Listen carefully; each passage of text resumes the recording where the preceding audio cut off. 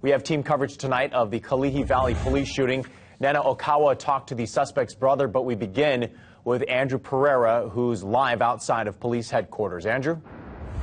Yeah, Kenny, it all began as a domestic violence call at about 11 a.m. this morning in Kalihi Valley. Now 35-year-old Ralph Rivera is fighting for his life after being shot multiple times in his upper body.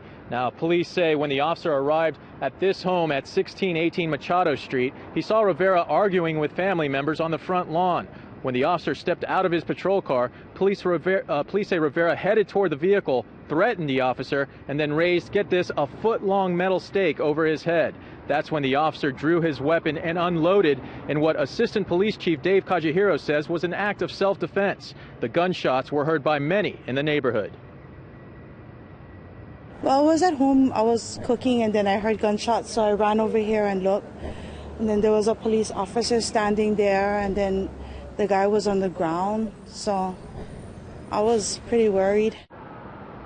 Now, after Rivera was shot by the officer, again multiple times, police say his mother, 54-year-old Nadine Lane, picked up that metal stake and threatened the officer. She was arrested for terroristic threatening in the first degree. Now, police officials say domestic violence calls are normally among the most dangerous that officers have to respond to.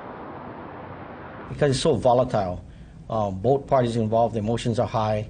Officers may be addressing one party and effecting an arrest, where the other party, although they were fighting earlier, might come after you, the officers. So it's very, very dangerous.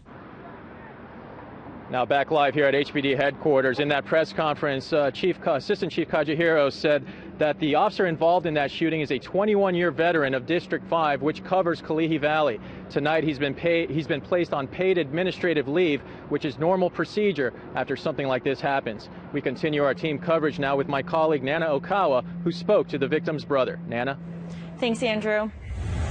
Now, Thanks, Andrew. Now, we were on the scene, and I just talked to the brother of the suspect, who said his family is shocked by what happened this morning. He says his sister called him, telling him there was a family emergency.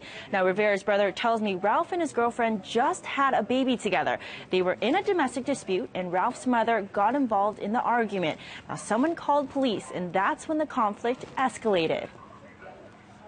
He picked up one of those tent pegs that you tie down, one of them pegs that you tie down the two strings. He picked one of those up, and I wasn't too sure if he got too close to the officer that fired the shots. Ralph Rivera has had some run-ins with the law in the past. He has a string of burglaries on his record. Nana OHKAWA, KITV 4 News.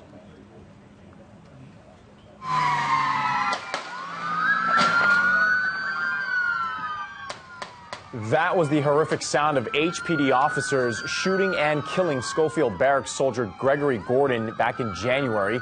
This was the last officer involved shooting before today's incident in Kalihi for HPD police. Gordon repeatedly rammed his pickup truck after being surrounded by police cars on Kalihi Boulevard. The medical examiner concluded that Gordon had a blood alcohol level 2.5 times above the legal limit.